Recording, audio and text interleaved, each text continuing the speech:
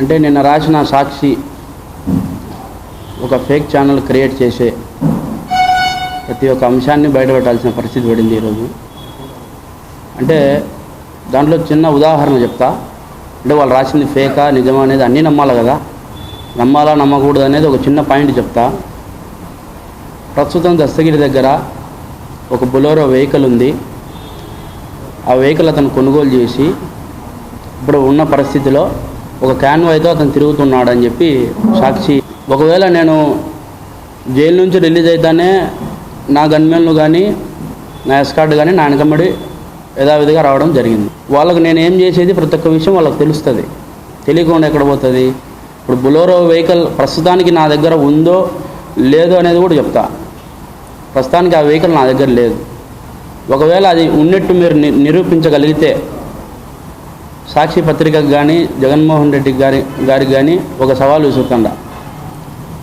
అది కన్నా మీరు ఉన్నట్టు నిరూపిస్తే మీరు ఏం చెప్పినా దానికి నేను సిద్ధం. ఒకవేళ అది నిరూపించకపోలేకుంటే సాక్షి పత్రికను మూసేసి మీరు చేసిన తప్పును ఒప్పుకుంటారా జగన్మోహన్ రెడ్డి గారు అని నేను అడుగుతాడా. నన్ను పూర్తి స్థాయిలో భయభ్రాంతులకు గురి చేసింది వైఎస్ జగన్మోహన్ రెడ్డి గారు, వైఎస్ భాస్కర్ రెడ్డి గారు, వైఎస్ అవినాష్ రెడ్డి గారు, దేవిరెడ్డి శివశంకర్ రెడ్డి గారు, మొన్న ఈ మధ్యన దేవిరెడ్డి చైతన్య రెడ్డి గారు. అయితే మొన్న ఆయన ప్రెస్ మీట్ పెట్టడం నేను చూసిన. అంటే వాళ్ళు ఎట్లా పెడుతున్నారు ప్రెస్ మీట్ నాకు అసలు అర్థం కావడంలే. అంటే వాళ్ళు చేసిన తప్పును కప్పిపుచ్చుకునేదానికి పూర్తి స్థాయిలో వాళ్ళు ప్రిపేర్ అయి ఉన్నారన్నమాట. అంటే జైల్లో నేను ఉన్నప్పుడు అక్టోబర్ 31వ తారీఖు నేను జైలుకు పోవడం జరిగింది. అది జరిగిన తర్వాత నవంబర్లో బీటెక్ రవి గారు జైలుకు రావడం జరిగింది. సూపరింటెండెంట్ జైలుకు సంబంధించిన సూపరింటెండెంట్ గారు ఉన్నారో వాళ్ళు సపరేట్గా అంటే నన్ను ఒక గదిలో పెట్టి ఆయన ఒక గదిలో పెట్టి ఇంట్రడక్షన్స్ ఇచ్చినారు. మీరు మాట్లాడకూడదు, మీరు మాట్లాడితే మాకు సమస్య వస్తుంది, లేనిపోని అన్నీ క్రియేట్ అవుతాయి, అందుకు మీరు మాట్లాడుకోకుండా ఉండేదానికి నేను ఒక నోటీస్ అంటిస్తా, మీరు దయచేసి దాన్ని పాటించండి అని చెప్పి ఆ జైలు సూపరింటెండెంట్ గారు చెప్పినారు. అనుమానితుడిగా ఉన్న బీటెక్ రవి గారినే కలవద్దు, మాట్లాడకూడదు మీరు అని చెప్పినప్పుడు దేవిరెడ్డి శివశంకర్ రెడ్డి గారి కుమారుడిని చైతన్య రెడ్డి గారిని ఎట్లా అలవ్ చేస్తారు లోపలికి? మాకు అవగాహన ప్రకారం మేము వైఎస్ వివేకానంద రెడ్డి గారి కేసులో సిబిఐతో మేము ఎదుర్కొన్న పరిణామాలు ఏంటంటే సిబిఐకి కోర్టు ఆమోదించిన తర్వాత సిబిఐకి దర్యాప్తు మారిన తర్వాత 2.5 సంవత్సరం దాదాపు అప్పటికే గడిచిపోయింది. పోయిన తర్వాత అప్పటికే పూర్తి స్థాయిలో వాళ్ళు విచారణ చేసి ఎవరెవరు ఎక్కడ పోయినారు, ఎక్కడ పరిగెత్తినారు అనేది సీసీ ఫుటేజ్ తీయడం జరిగింది. దాంట్లో ఉమాశంకర్ రెడ్డి వివేకానంద రెడ్డి గారి ఇంటి వెనకాల ఒక టైర్ షాప్ ఉంది, బ్రిడ్జ్ స్టోన్ అని టైర్ షాప్. దాని ముందర పరిగెత్తినది అది ఎప్పుడో డిలేట్ అయిపోయినది. ఆ హార్డ్ డిస్కులు కూడా కనిపించకుండా పోయినాయి. అలాంటివే బయటికి తీసినారు సిబిఐ వాళ్ళు. ఇది బయటకు తీయరు అనేది ఒక లెక్క కాదు. ఇది 100% బయటికి తీస్తారు. బయటికి తీయాలా, తీసి ఇంకా నిజస్వరూపం వీళ్ళది బయట పెట్టాలా. మేము డ్రామాలు ఆడే వాళ్ళం అయితే మరి ఈ 5 ఏళ్ళ నుంచి మీరేం బీకినారు, ఏం చేసినారు మీరంతా? ఈ 5 ఏళ్ళు మీ గవర్నమెంట్ ఉంది కదా. ఇంకొకటి ఏంటంటే చంద్రబాబు నాయుడు గారు చేసినారు, అందుకే వీళ్ళందరికీ సపోర్ట్ చేస్తున్నారు అని చెప్పి చెప్తా ఉంటారు. మర్డర్ జరిగింది టీడీపీ హయాంలోనే, కానీ అప్పుడే కదా మేము జాగ్రత్తగా ఉండాల్సింది. వాస్తవాలు బయటపడుకోకుండా అప్పుడే కదా మేము జాగ్రత్తగా పడాల్సింది. నిజమైంది అప్పుడే తేలిపోతే చంద్రబాబు నాయుడు గారు వదిలిపెట్టరు కదా. అప్పుడే కదా మేము జాగ్రత్తగా ఉండాల్సింది. ఆ 2-3 నెలలే మాకు ఒక పెద్ద గండంలాగా తయారైపోయింది అనమాట. అన్ని కట్టుకథలు వాళ్ళకు అప్పుడు చెప్పినాం. మేము సిట్లో ఉండే వాళ్ళకు కట్టుకథలు తప్పించుకునేదానికి మేము అప్పుడు చెప్పినాం. మళ్ళీ వైసీపీ గవర్నమెంట్ వచ్చిన తర్వాత మీకు భరోసా ఇస్తాము, మీకు సపోర్ట్గా నిలబడతాము అనేటోళ్ళే వైసీపీకి సంబంధించిన జగన్మోహన్ రెడ్డి గారి దగ్గర నుంచి, భారతీ రెడ్డి గారి దగ్గర నుంచి కూడా వచ్చింది మాకు. అంటే పూర్తి స్థాయిలో వీళ్ళు మమ్మల్ని కొనాలనుకుంటున్నారు.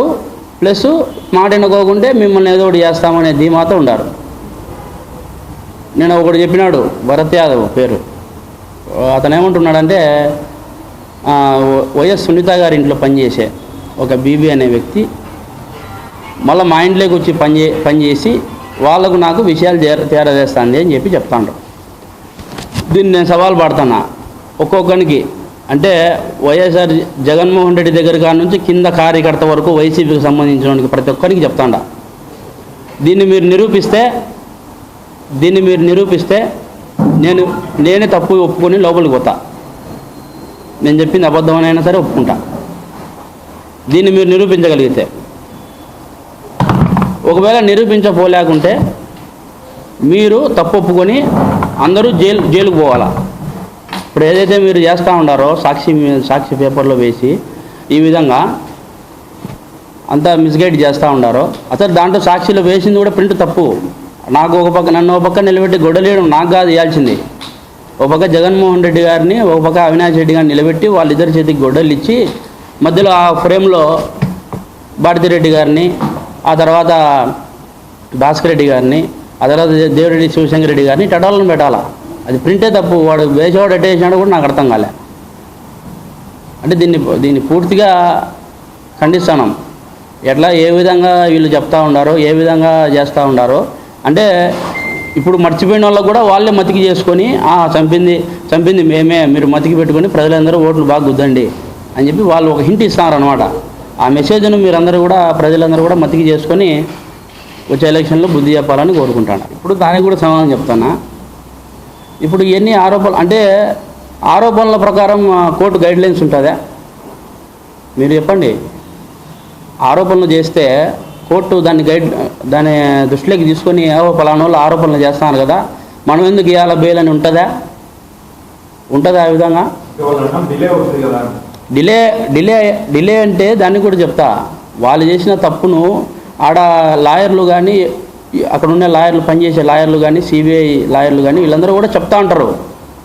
దాన్ని బట్టి జడ్జి గారు మూవ్ అవుతారు తప్ప ఇవన్నీ కూడా ఎందుకు పరిగణలోకి తీసుకుంటారు? ఒకవేళ అతను అట్లా బయటికి రాకుండా ఉండాలని అనుకుంటే నేనే పోతా కదా కోర్టుకు. నేనే పోయి సార్ ఆయన పిటిషన్ ఈ విధంగా వేసిండు, నేనే వేస్తా పిటిషన్. ఆ విధంగా అతనితో నాకు ఇబ్బందులకు గురి చేస్తాడు, ఈ విధంగా నన్ను ప్రలోభాలకు గురి చేస్తాడు, ఈ విధంగా ఇది చేస్తారని చెప్పి అది కూడా చేస్తాను నేను.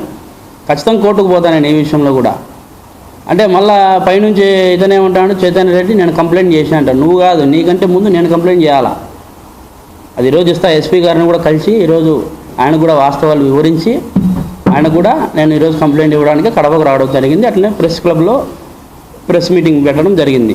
ఎందుకంటే ఇవన్నీ కూడా వాళ్ళు తప్పించుకునేది ఈ రోజు నుంచి జరగాలి. తప్పించుకునే వారం నేను అప్రూవర్ అయినప్పటి నుంచి జరుగుతూ ఉండేది. ఆరోపణలు చేస్తూ ఉంటారు, అన్నీ చేస్తూ ఉంటారు. కానీ ఈరోజు కూడా చెప్తాండా, తప్పు చేసింది వాళ్ళే, దానికి ఎవరు కూడా కారణం కాదు. కేవలం రాజకీయ ప్రోద్బలం కోసము, ఎంపీ టికెట్ కోసం జరిగిన హత్య అది, అంతే.